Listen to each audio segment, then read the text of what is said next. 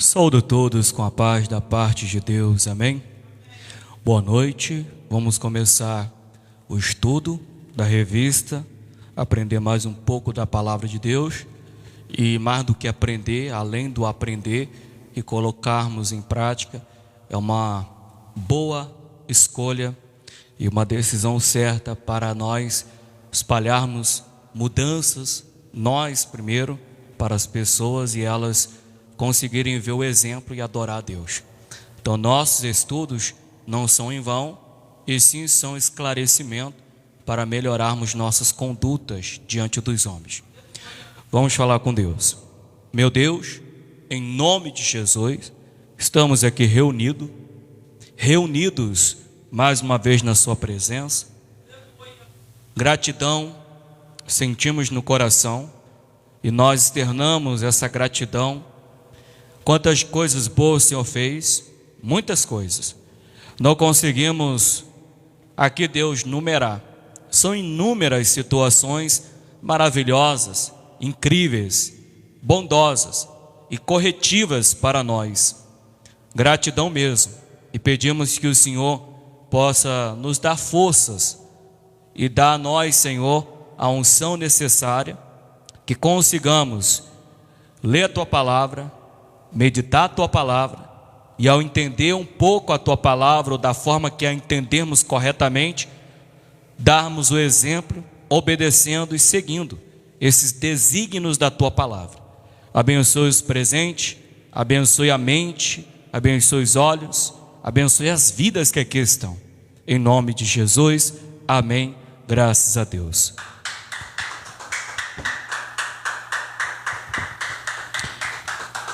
Podemos sentar. O hino da harpa. Logo após, vamos estar aprendendo a lição de hoje.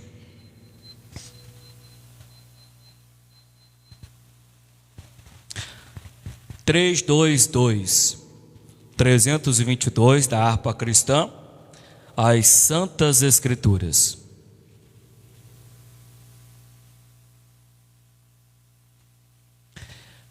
São as Santas Escrituras que nos contam de Jesus, o qual vindo das alturas fez brilhar nas trevas luz, para nos dar vida eterna.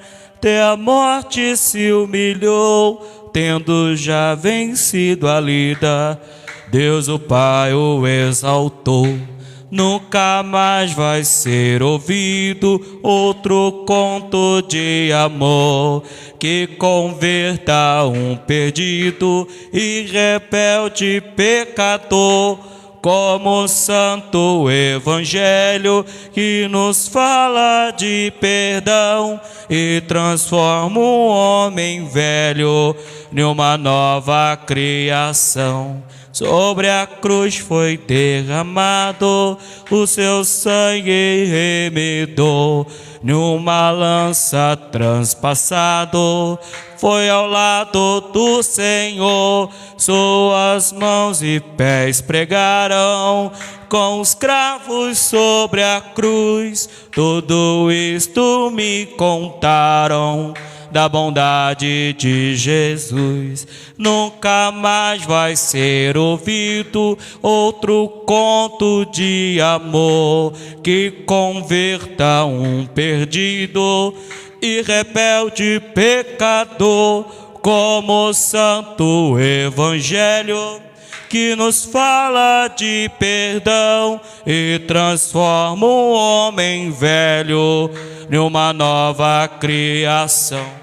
Quero continuar ouvindo a história do Senhor, salvação estou fluindo deste conto de amor.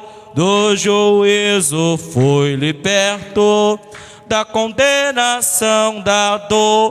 Pela Bíblia estou bem certo que Jesus é o Salvador. Nunca mais outro conto que converta e rebelde como o Santo Evangelho que nos fala de perdão e convertam o homem velho em uma nova criação.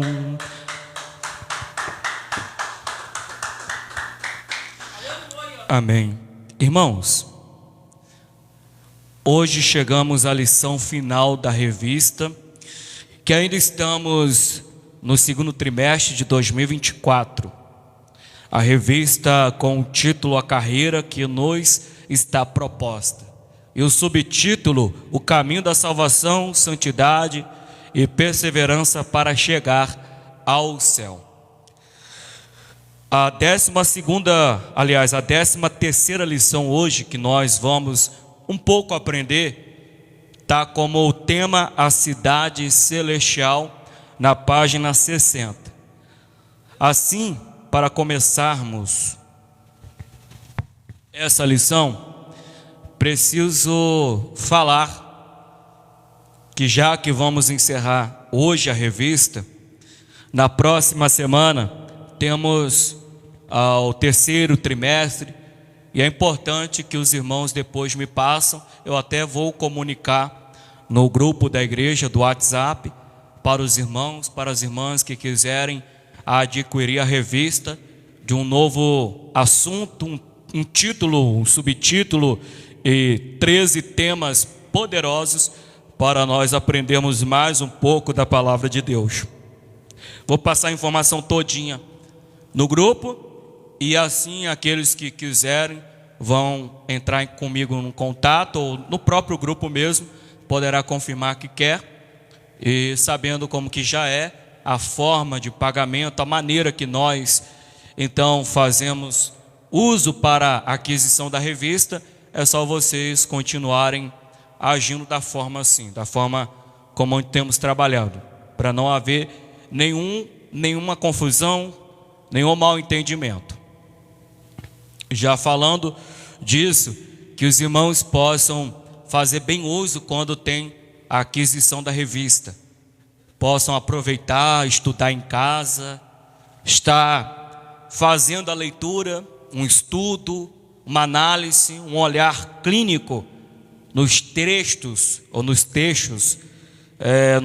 da palavra de Deus, que vai abordar cada assunto, cada tema que é importante, isso para sanar suas dúvidas, e você, claro, tendo dúvidas, eu vou poder ajudar, mas a maioria das questões serão resolvidas pelo seu próprio esforço, pelo seu empenho, ao estudar a Bíblia, ao buscar a definição de cada termo, e aí vai ser mais para você mesmo um bom crescimento.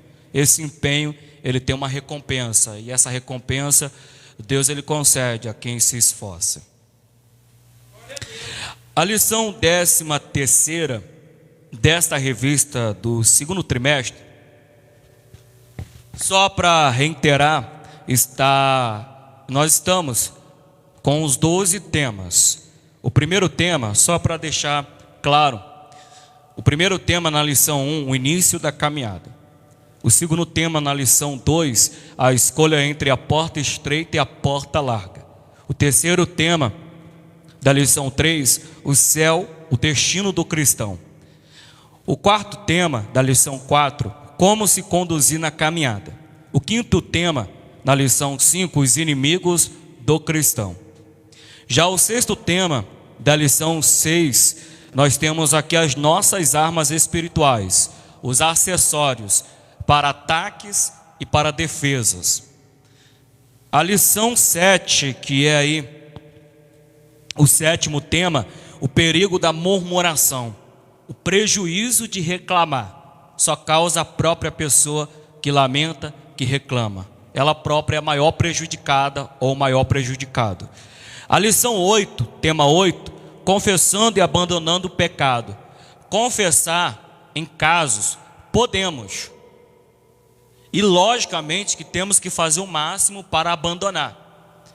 Não será fácil abandonar radicalmente, mas com empenho, com fé em Deus, nós conseguiremos abandonar o que confessamos. que a gente confessa o pecado para Deus, ou os erros para Deus. E agora Ele requer que nós se esforcemos para largar, para rejeitar, para estar deixando de lado. A lição 9, o tema 9, resistindo à tentação no caminho. Essa lição foi muito boa, um retrospecto simples, é que Deus não tenta ninguém.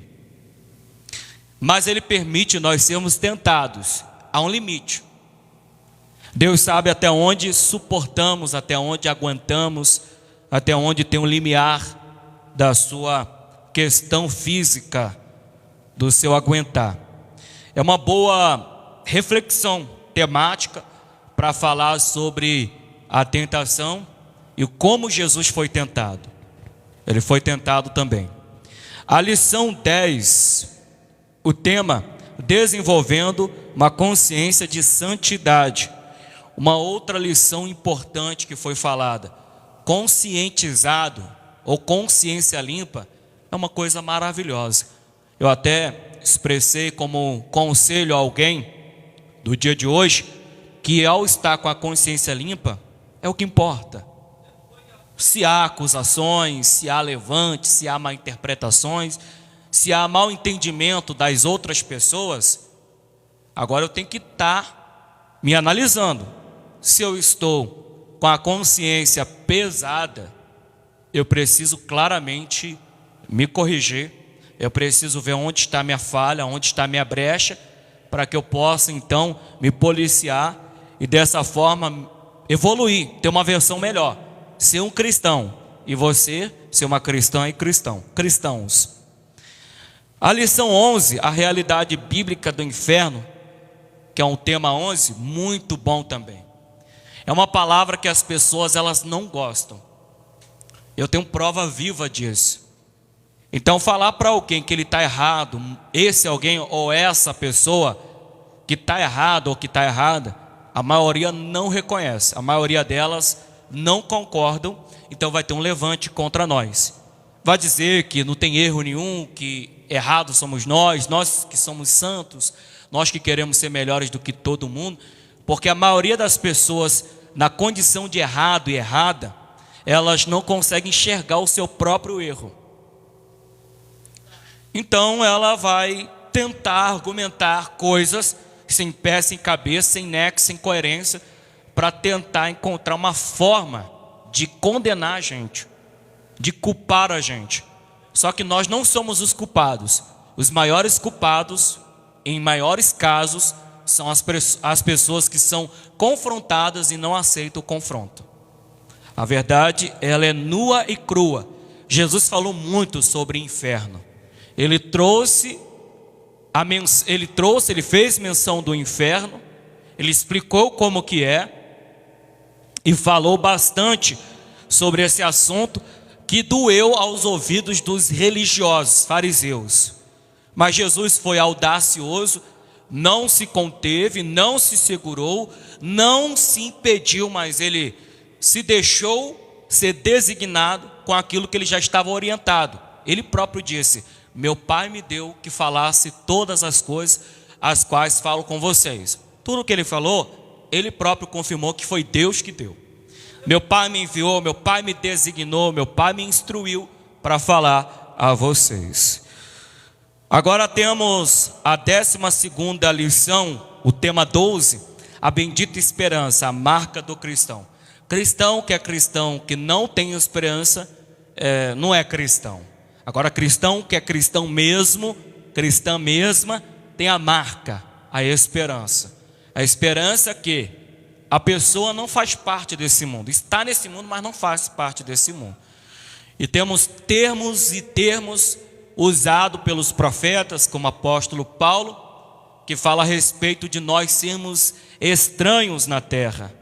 A visão do mundo quanto a nós, que nós somos excêntricos, nós somos esquisitos, nós somos totalmente loucos a visão deles. Mas corretamente pela palavra de Deus, nós não somos esquisitos, é porque a gente não somos daqui. Nós estamos aqui, mas não pertencemos ao que o mundo propôs e vem propondo a cada dia. para que nós vivamos uma vida de pecaminosidade. E graças a Deus que nós estamos conseguindo resistir a obedecer a Deus, né, irmãos? A lição 13, a de hoje, eu fiz esse apanhado, como é hoje a última lição, a lição 13ª, o tema 13, a cidade celestial. Está na página 60. E assim, eu preciso carecidamente da sua máxima da atenção. Eu preciso muito que você dê atenção. A lição de hoje tem como tema a cidade celestial. Essa lição é para quem tem fé. A fé não te faz ser burro.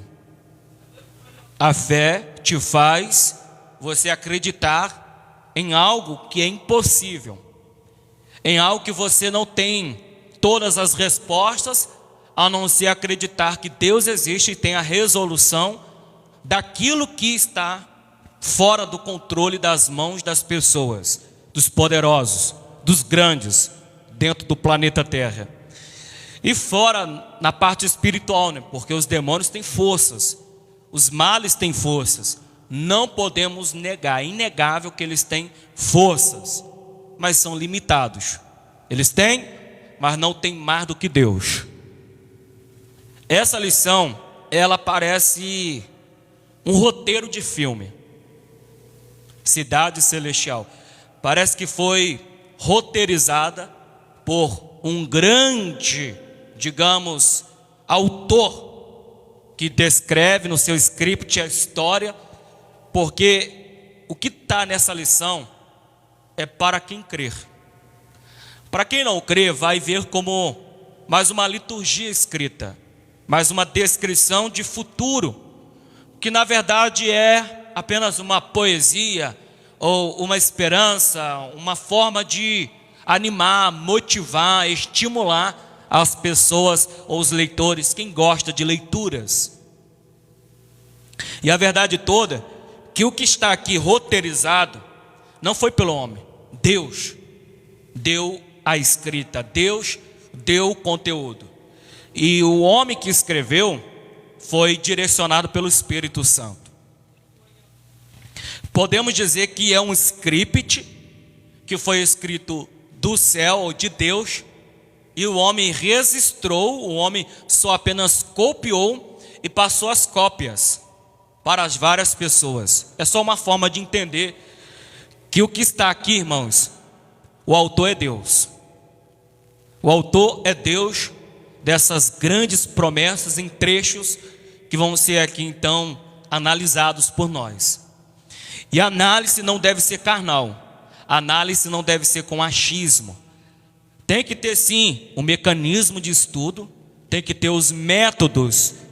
O principal, ter o Espírito Santo, a pessoa do Espírito Santo, para que se entenda essa história. Porque é uma história realmente assim, que mexe. Que a pessoa fala, será mesmo isso? Isso é verdade? Parece cenas de filme. Mas irmãos, o que está aqui, eu, Wellington Alves, não duvido. Agora não sei vocês, eu creio piamente que o assunto de hoje é um assunto muito poderoso. Eu até ontem conversando com Deus, apesar das minhas falhas, eu conversando com Deus, o tema 13, a cidade celestial, ao que o Espírito Santo me falou, filho, às vezes vão ter pessoas que vão ver a capa do livro e vão dizer, não presta, não tem nem sentido, isso é loucura, isso é muita tecnologia, vamos dizer assim, isso é muita imaginação. Elas olham pelo título, mas não olham o seu conteúdo todo. Aí falando com Deus ontem, Deus falou isso no meu coração, que as pessoas, elas olham o assunto, a cidade celestial, e elas vão apenas pela capa, pelo título e diz, não presta, eu não gosto desse assunto, isso para mim não tem nenhum interesse, não tenho curiosidade a respeito sobre cidade além desta, Porque, irmãos, se analisarmos bem a própria palavra de Deus, ela deixa margem à interpretação que é esse planeta e pronto. A ideia científica, vou falar assim, a ideia científica é que futuramente, 2030, vão conseguir sair desse planeta para outro planeta. Até que chegue esse tempo, se a gente estiver vivo, vamos ver se é verdade ou não. Mas pela palavra, segundo a palavra, eu não acredito que seja verdade, sabe por quê? Porque o que vamos abordar aqui, tem trechos que falam que Deus vai transformar a terra. Deus vai transformar a terra e o céu. Então essa terra é como diz as pessoas, o mundo não acaba, quem acaba somos nós. O mundo não será, irmãos, acabado, o planeta, porque ele vai passar pela restauração de Deus. O que eu estou falando é bíblico, que temos textos que são antigos e textos na época de Jesus e posteriormente a Cristo. Incrível o que vai ser dito aqui, vamos lá. A cidade celestial. Texto áureo, Filipenses capítulo 3, versículo 20. Mas a nossa cidade está nos céus, donde também esperamos o Salvador, o Senhor Jesus Cristo. Filipenses capítulo 3, versículo 20. Verdade prática dessa lição: a cidade celestial é o alvo de toda a nossa jornada, que iniciou com o novo nascimento e se consumará com a entrada pelos portões celestiais. Há descrições, depois que eu li aqui com vocês, a verdade prática, que estão nos conteúdos tópicos, e vamos chegar lá. A leitura bíblica em classe, nós temos as referências em Apocalipse capítulo 21, versículos 9 ao 14, capítulo 22, versículos 1 ao 5. Capítulo 21, versículos 9 ao 14, está escrito assim: E veio um dos 7 anjos, que tinham as 7 taças cheias das últimas 7 pragas, e falou comigo, dizendo: Vem, mostrar-te-ei a esposa, a mulher do Cordeiro. Olha como a Bíblia ela liga os textos para confirmar a veracidade da promessa de Deus. Em Isaías está escrito profeticamente que Jesus, ou Messias, é o Cordeiro de Deus. Depois vemos João, o capítulo 1, os capítulos que vão falar a respeito, aliás, em Mateus, o capítulo 3, que vai falar a respeito do batismo de Jesus. Ali temos a expressão o Cordeiro de Deus. E agora em Apocalipse, o Cordeiro de Deus, ou o Cordeiro, a mulher do Cordeiro. A Bíblia usa esse termo para nos provar, não termos dúvidas, que Jesus é o Cordeiro. Ele é o Cordeiro, e sim, para nos ajudar a sim termos reconciliação com Deus. O que eu disse para vocês, em poucas palavras, é para explicar que a Bíblia, tanto no Antigo Testamento, no contexto da época de Jesus e no contexto posterior a Cristo, encontramos a menção Cordeiro. Alguém duvida que Jesus é o Cordeiro? Bom, pela palavra eu não duvido, e pela fé eu também não duvido que Jesus de fato é o Cordeiro. E a mulher do Cordeiro? Vamos continuar. E levou-me em espírito a um grande e alto monte, mostrou-me a grande cidade, a santa Jerusalém, que de Deus descia do céu, e tinha a glória de Deus. A sua luz era semelhante a uma pedra preciosíssima, como a pedra de jaspe, como cristal resplandecente. E tinha um grande e alto muro com 12 portas, e nas portas 12 anjos, e nomes escritos sobre elas, que são os nomes dos 12, são o nome das 12 tribos de Israel. Da banda do levante tinha 3 portas, da banda do norte 3 portas, da banda do sul 3 portas, da banda do poente 3 portas. E o muro da cidade tinha 12 fundamentos, e neles os nomes dos 12 apóstolos do Cordeiro. Uma outra indagação aqui surge. 12 apóstolos. 12 apóstolos se concluía com Judas Iscariotes. Então, o que está aqui se refere a Judas ou não? Porque fica uma pergunta muito séria para nós estudarmos um pouco mais a Bíblia, procurarmos entender o que Deus está dizendo aqui. Vamos usar Atos capítulo 1 para falar de Matias, que foi o substituto do Judas. Mas, irmãos, o que dá para entender é que só pode ser Matias. Mas aqui não dá para entender que é Judas Iscariotes. Mas estuda um pouco a respeito disso, que o texto acaba dando a nós uma oportunidade de se esforçarmos a entender quem é o 12º aqui nome, ou qual é o 12º nome que se refere o versículo 14, capítulo 21, Apocalipse. Apocalipse capítulo 22, versículos 1 ao 5, está escrito: E mostrou-me um rio puro da água da vida, claro como cristal, que procedia do trono de Deus e do Cordeiro. Mais uma vez a expressão Cordeiro.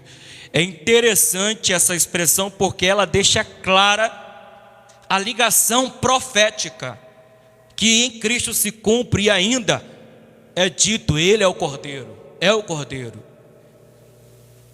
No meio da sua praça e da outra banda do rio estava a árvore da vida, que produz 12 frutos, dando seu fruto de mês em mês, e as folhas da árvore são para a saúde das nações.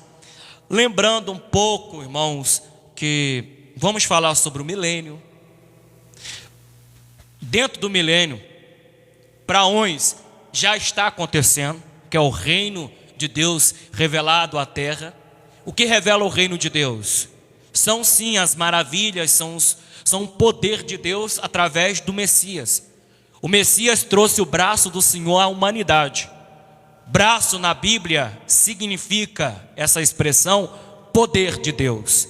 Jesus revelou o poder de Deus aos homens, tanto que as pessoas ficavam maravilhadas, os cidadãos, as cidadãs, até diziam: o poder de Deus é com ele, o dedo de Deus é com ele.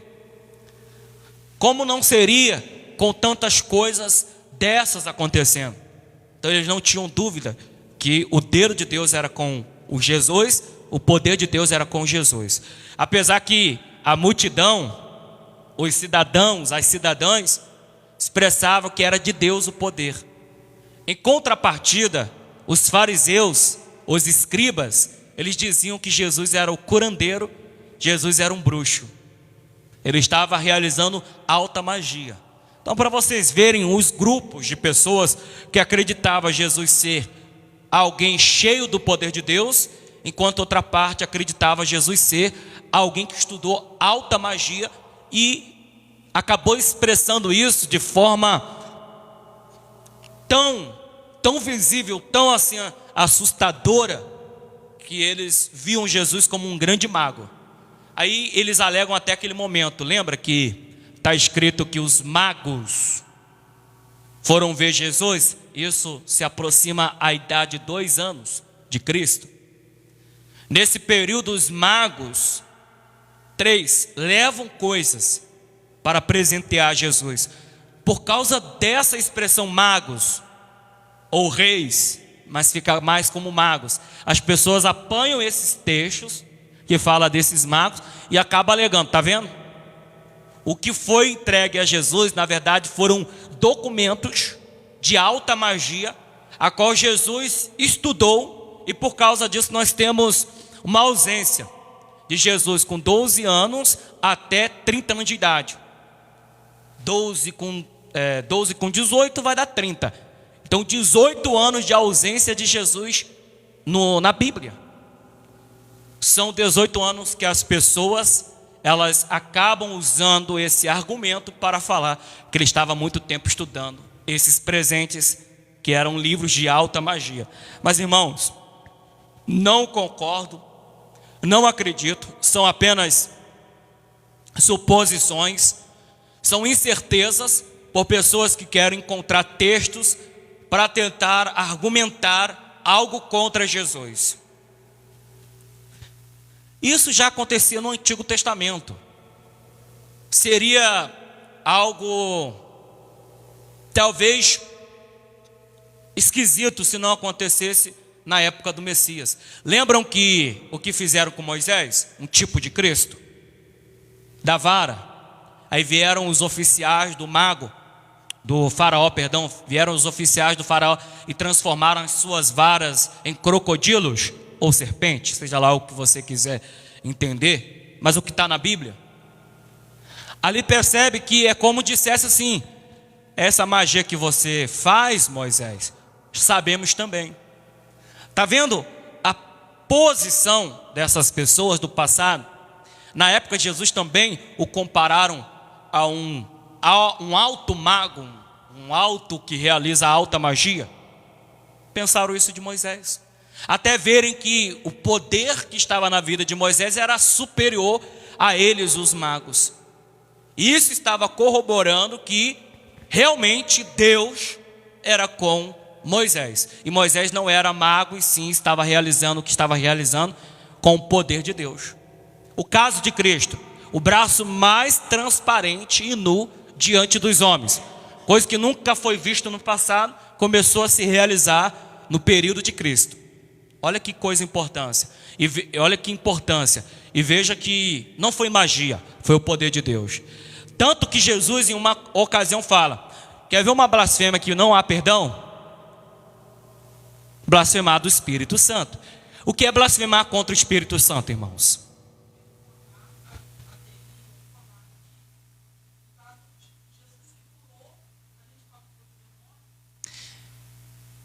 Não está errado não, mas a melhor colocação é assim, deixa eu explicar para vocês.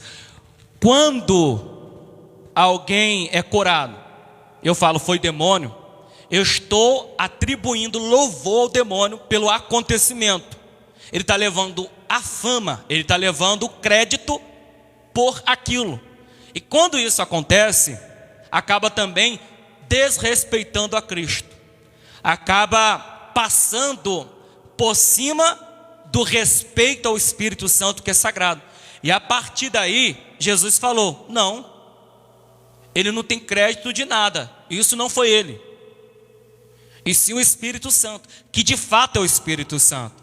Então, quando alguém é curado pelo Espírito Santo e fala, vou traduzir melhor, e fala que foi o demônio, as pessoas elas estão falando que o Espírito Santo é um demônio. É essa a tradução, por isso que é pesado, até dói meu coração, aperta. Quando você fala que aquilo dali foi o demônio que fez, você está dizendo que o Espírito Santo é um demônio, e ele não é demônio. O Espírito Santo é Deus. Por causa disso que vem o peso do julgamento.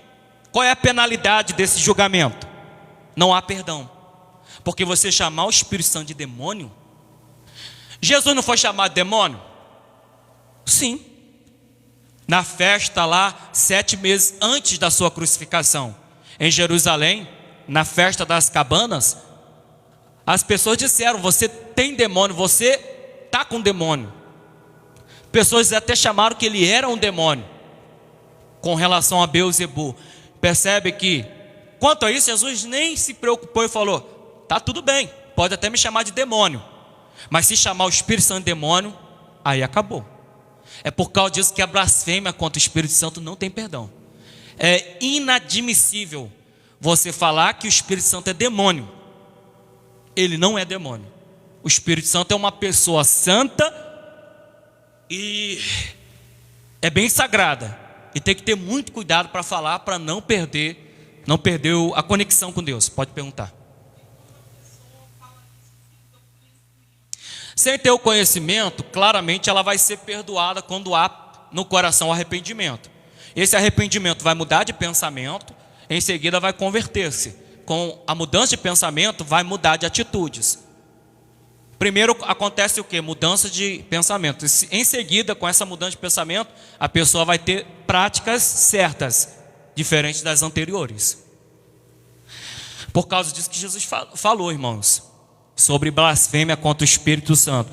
Quando eu falo que aquele milagre ali foi o demônio que fez, eu estou claramente falando, o Espírito Santo é um demônio. Isso é muito sério. E isso é até, irmãos, é tão sério que eu recomendo no aconselhamento se você não sabe, fique em silêncio, faça oração, peça discernimento. É dos talentos que o Espírito Santo concede a quem busca.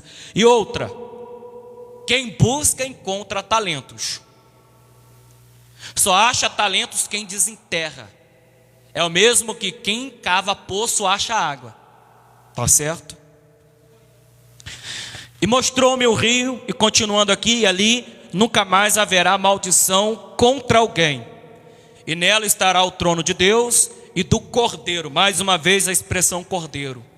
E os seus servos o servirão, e verão o seu rosto, e na sua testa estará o seu nome. É algo incrível. E ali não haverá mais noite, e não necessitarão de lâmpada nem de luz do sol, porque o Senhor Deus os alumia, e reinarão para todo sempre.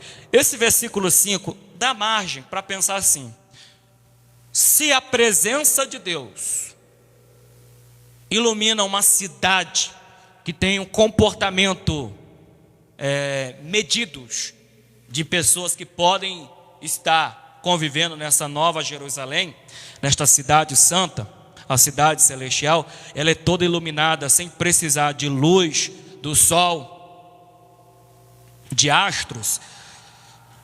Como que a luz de Deus não passa, não rompe, irmãos? Falam que tem dome, não rompe a atmosfera. Como que nós não vemos essa luz, ela chegar até a terra? Então isso é um mistério. Só se Deus está muito longe da terra, mas presente conosco através da tua palavra, por causa de Jesus. É o que podemos pensar. Isso é heresia. Não, não é heresia. É uma pergunta, não é uma afirmativa. Nós podemos analisar como que essa luz de Deus enche toda a cidade, com o poder de 7 vezes mais da luz do sol, muito mais, não chega a nós essa luz. Só o que temos aqui nós temos o auxílio da luz do sol. Vai, a estrela, né? A maior estrela, vai, gira, e a gente vai vendo aí, gira é a terra. Nós vemos aí quando está o sol aqui, ilumina. Está lá, ilumina. O sol está iluminando toda a terra, mas assim, em parte. Está iluminando uma parte da terra, e aqui essa parte, na nossa nação, está escuro, está de noite, porque o sol não está aqui. É como dizem, o sol está de costas para a gente. É o que falam, né? Mas não é. Parece, né? Mas você já se perguntou? Deus é tão assim, luminoso, que a Bíblia diz, por que essa luz não rompe toda a eternidade e não chega aqui até nós? Não sei, pode ser que ele tenha um controle. Eu não quero que minha luz chegue lá, aqui na terra. Pode ser. É uma pergunta muito mais por perguntar. Não é para ter afirmativa, a não ser textos que vão acabar comprovando. Aí, sendo comprobatório, com certeza não vamos questionar. Eu já dei uma introdução minha, e não da revista, porque a introdução da revista eu achei muito vazia, muito rasa. Então vamos, depois dessa minha introdução com vocês, os tópicos. O primeiro tópico, paraíso eterno. O segundo tópico que vamos estar estudando na revista, na página 62, o eterno perfeito estado. E o terceiro tópico, o estado final de todos os santos. Então, o final para conosco, ou nosso, nós vamos ver aqui no terceiro tópico. O tópico 1, no subtópico 1, o que é paraíso? É uma pergunta interessantíssima para quem quer aprender. E biblicamente há uma definição que podemos ver que o paraíso é o céu como morada de Deus.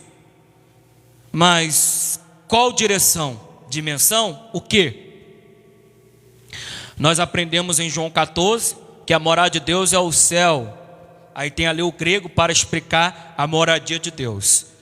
Dos anjos e dos salvos, que um dia assim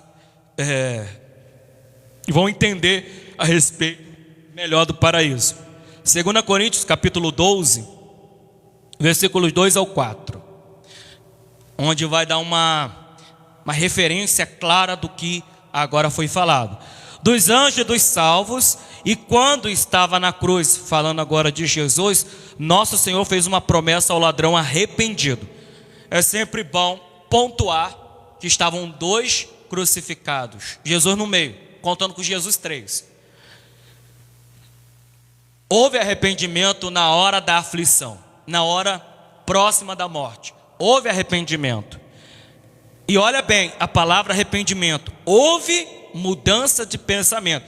Então um continuou com o mesmo pensamento, que Jesus era um fajuta, um santo apenas profeta, não era nada de rei, nada do Filho de Deus, nada de poderoso, nada de incrível, espetacular. Para um era assim. Já para o outro, houve mudança de arrependimento. Por que ele mudou de arrependimento? A gente pode conjecturar. Ele viu Jesus, o comportamento de Jesus na cruz, até isso foi incrível.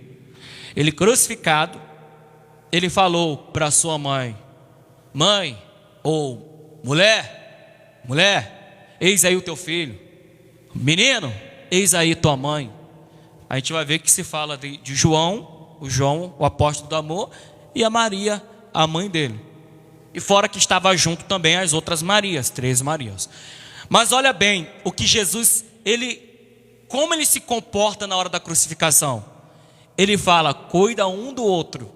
Depois ele fala para aquelas pessoas que fizeram, ele fala assim: Pai, perdoa eles que não sabem o que fazem. Quem estava sendo público de Jesus ali? Os dois crucificados. Sabe o que eu aprendo aqui nessa lição de hoje para vocês? Que vai claramente sobre a cidade celestial, mas estou apanhando uma parte de ensinamento, extraindo para vocês. Que quando você está crucificado, tem pessoas junto a você sendo crucificadas. Porém, as crucificadas, umas vão olhar para você arrependido e vai falar: poxa, eu te julguei mal. Já as outras vão olhar para você com mais raiva ainda e vai tentar te metralhar. Às vezes a gente acha que o nosso público são aqueles que não são perseguidos e não são afligidos e não são crucificados. Não só eles é o nosso público, como existe um público, uma minoria. E essa minoria são os crucificados, os sofridos e as sofridas. Alguns dos sofridos vão olhar para você e falar: agora eu entendo a sua dor. Agora eu entendo porque você chora, porque você perdoe, porque você perdoa, porque você ama. Mas outra parte de sofrido e sofrido vai dizer: tá vendo? Bem que falaram que você não presta. Aí vai malhar, vai aproveitar fazer igual se pisa nas uvas. Não faz o vinho, não faz o suco da uva, aí vai pisar com força. Ou as oliveiras vai imprensar. É assim que pessoas na hora de aflição vão ter essa atitude. Elas já estão sofrendo, aí elas não querem ter arrependimento, mudança de pensamento, elas vão querer imprensar. Eu passei por isso esses dias, irmãos. Eu passei por isso esses dias no seio da família. Só que Deus me antecipou falando: precisa ter fé incrível. E eu estou crendo. Vontade de parar vem, mas eu não posso. Porque maior do que parar é o desejo de cumprir meu compromisso que eu prometi a Deus. Às vezes a gente pode até pensar em parar, mas depois que toma o cálice da salvação, meus irmãos, não dá. Não dá para se afastar. Não dá para deixar Deus. E depois que você conhece a verdade, então, não dá para deixar Deus. Então as pessoas que estão sendo crucificadas, e você também sendo crucificados, essas pessoas, a maioria não vão ter arrependimento de pensamento. Mas vai ter uma minoria que vai dizer: agora eu entendo a sua dor, pastor. Agora eu te entendo. Hoje mesmo uma pessoa me explicou algo que eu estava não entendendo. Falei: obrigado por ter me explicado. Gratidão pela explicação. Porque às vezes, por eu estar sendo crucificado e ver acontecendo coisa, eu chego a pensar: nossa, está tão ruim assim. Aí as pessoas que também estão sendo crucificadas, elas conversam, essas arrependidas, e falam: pastor, não é o senhor o culpado. O senhor não está errado. Não tem nada a ver com o senhor. São as pessoas, são a gente, são tantos e outros. Porque uma coisa é certa: na hora da crucificação vai ter pessoas arrependidas que vão entender o porquê você sofre. E elas vão chegar para você e vão te pedir ajuda. Agora eu te entendo porque você sofre, e eu sei que você pode me ajudar. Foi o que aconteceu do ladrão da cruz. Eu sei que tu és o rei, eu sei que tu és o salvador, eu sei que tu és o santo. Lembra-te de mim quando tu entrar no teu reino. Olha, ele mudou de pensamento e passou a dizer coisa, dando credibilidade naquele que um dia ele poderia não ter dado credibilidade. A crucificação salva uns, mas pode piorar outros. Ainda bem que existem, entre todos os crucificados, existe uma minoria que se arrepende, que entende que a prensa nos faz entendermos que precisamos mudar de comportamento. Aí essa mudança de comportamento está claramente pelas atitudes de Jesus. Mesmo crucificado, ele não se vingou. Ele não disse: pai, manda anjo e mata esses soldados aí que tocaram em mim. Irmãos, vamos perguntar uma coisa aqui entre nós mesmos. Responde se você quiser. Quando colocaram cravos nos punhos de Jesus e também no tornozelo de Jesus, perdão, no calcanhar de Jesus, no calcanhar, os cravos. Cravos é uma coisa, pregos são outros, são outra coisa. Colocaram cravos em Jesus e penduraram. Como foi o sentimento de Deus e como Deus no céu se comportou? A gente não tem isso aqui. A gente pode conjecturar no momento do meio-dia. Houve terremoto, depois, próximo das 3 horas, a gente vê que houve também negócio de trevas. Ficou escuro. Mas quando Jesus morre, ele morre na cruz. Eu não estou falando que está escrito, mas é suponhamos, uma hipótese. Como que os anjos se comportaram? Eu vou matar eles. Eu vou acabar com a vida desses humanos. Ah, pastor, mas o anjo não tem vontade própria. Não tem como que eles pecaram no céu.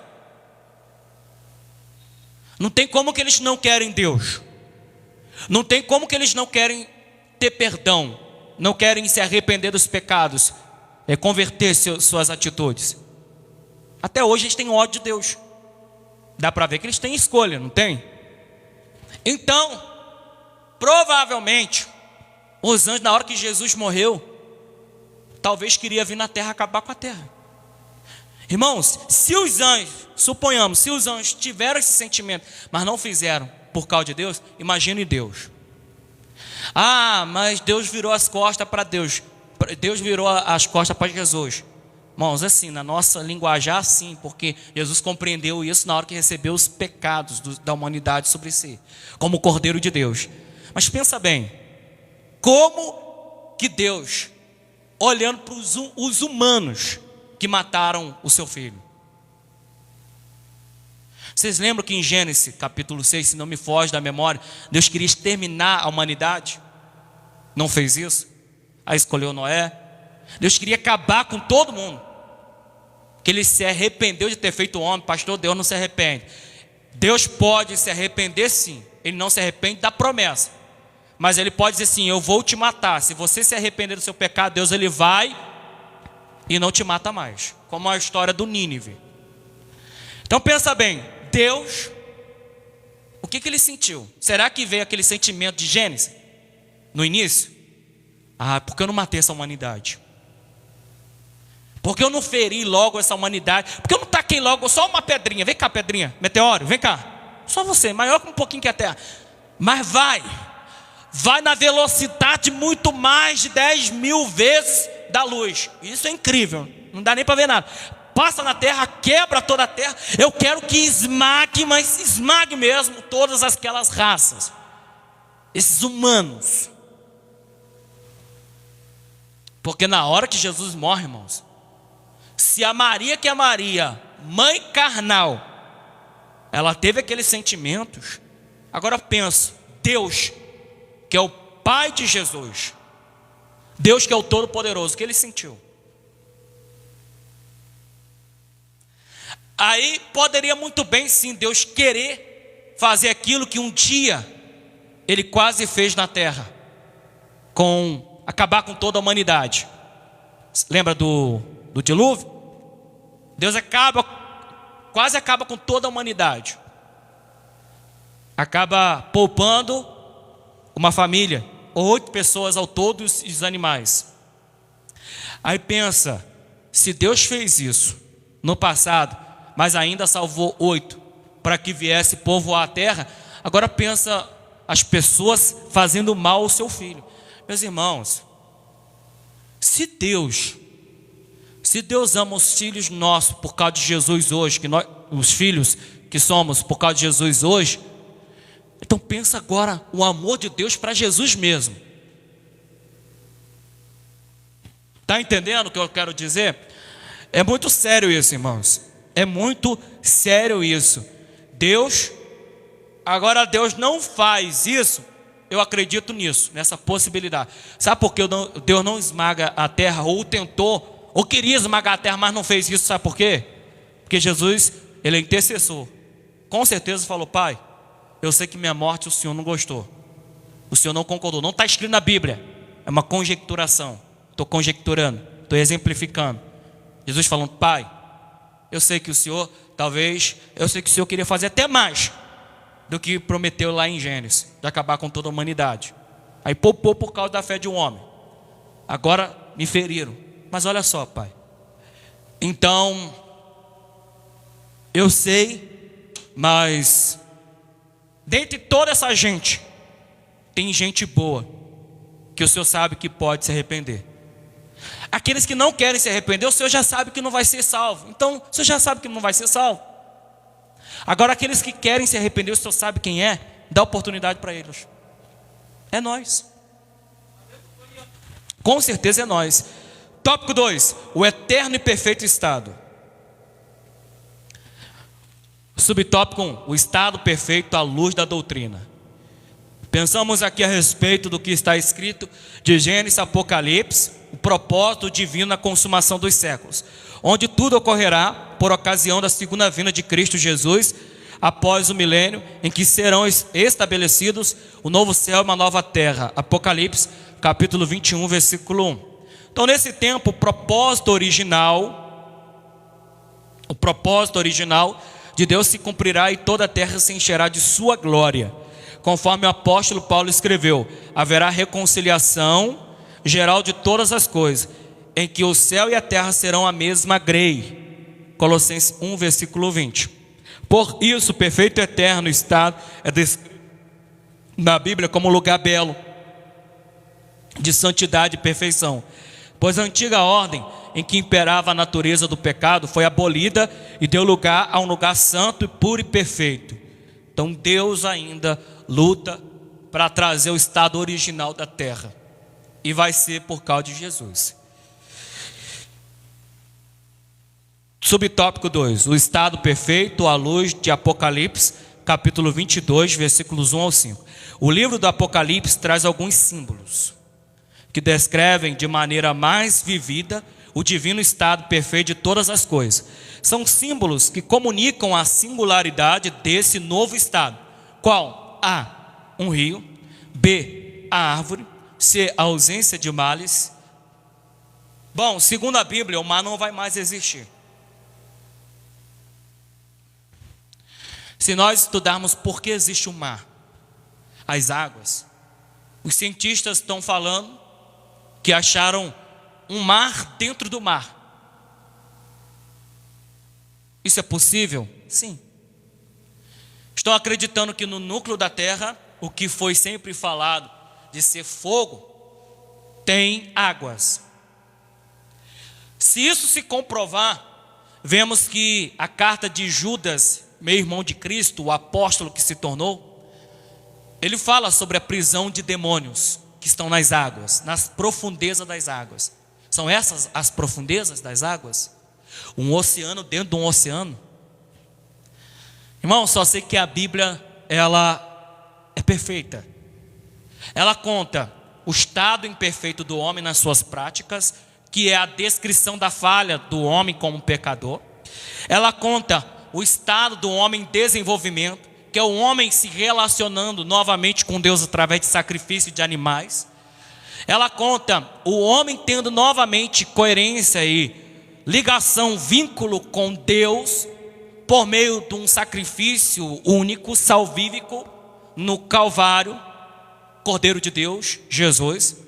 E conta a perfeição desse Cordeiro de Deus, porque segundo as regras do sacrifício, o Cordeiro tem que ser perfeito, virgem, tem que ser novo. Sabia disso? Tem que ser novo. Jesus morreu com qual idade? Novo. Porque se cumpre a palavra. As pessoas falam tanto de tantas coisas, mas esquecem de detalhes ricos, informações que acrescentam para nosso aumento da fé. Um Cordeiro novo. E olha Jesus. As pessoas, quando eu as vejo em alguns locais, como supermercado, rua, ao lado delas, eu escuto algumas pessoas conversando, dizendo assim: ah, Jesus morreu novinho, é um rapaz, 33 anos de idade, muito novo. Só que a gente não ligar aos textos que falam da profecia do Jesus, do Messias, a gente vai falar apenas: morreu novo, morreu novinho, mas não vamos conseguir entender quando não tivermos esse conhecimento. Mas com esse conhecimento vamos entender porque ele morreu rapaz. Ele morreu rapaz porque ele é o cordeiro, e cordeiro tinha que morrer novinho, como sacrifício. Uma ovelha de 1 ano. Irmãos, a Bíblia, ela é incrível.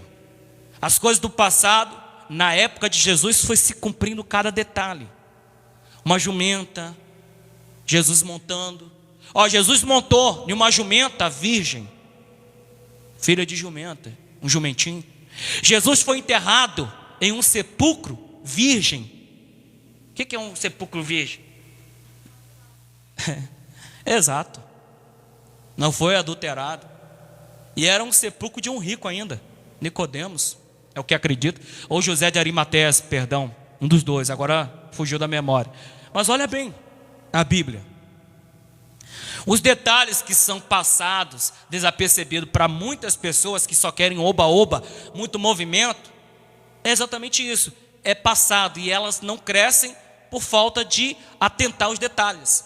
Elas continuam pelos movimentos e emoções, mas quando você observa os detalhes, você cresce. São os detalhes que nos fazem ser destacados. Um bom profissional, ele não vê os detalhes.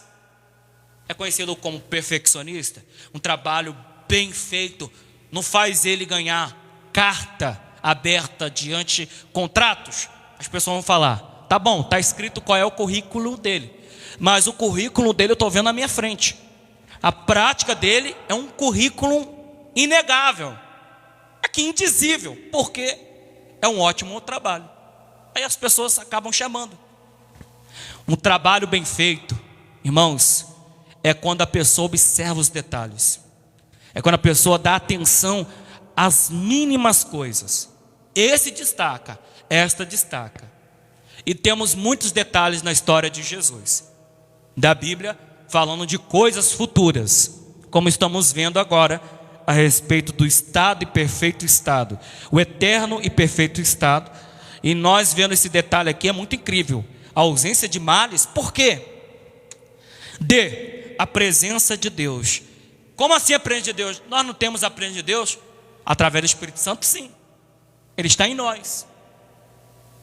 Deus está em nós. Jesus está em nós.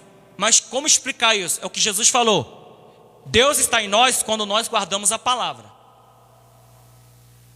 Quando eu guardo a palavra, Deus está em mim. Quando eu não guardo a palavra, Deus não está em mim. É simples a compreensão. Aqui a presença não sabemos como que é o físico de Deus, a forma de Deus. Ele é um espírito. Espírito tem forma? Talvez sim, talvez não. Ah, mas é porque a ciência provou isso, é porque a gente vê fantasma ou vultos. Eu não acredito em fantasmas. Mas vultos são demônios, são espíritos. Aparecem deformados. É evidente, porque a Bíblia fala que eles passaram por uma guerra no céu. Sim, porque biblicamente falando, os demônios ou os anjos caídos estão deformados. Então quando você olha, você fala assim, um exemplo, está ali um vulto, é um demônio. Por que não tem forma? Foi deformado. Por que foi deformado? Porque eles aceitaram a ideia do querubim, ex-querubim, que era tomar o lugar de Deus. Eles ficaram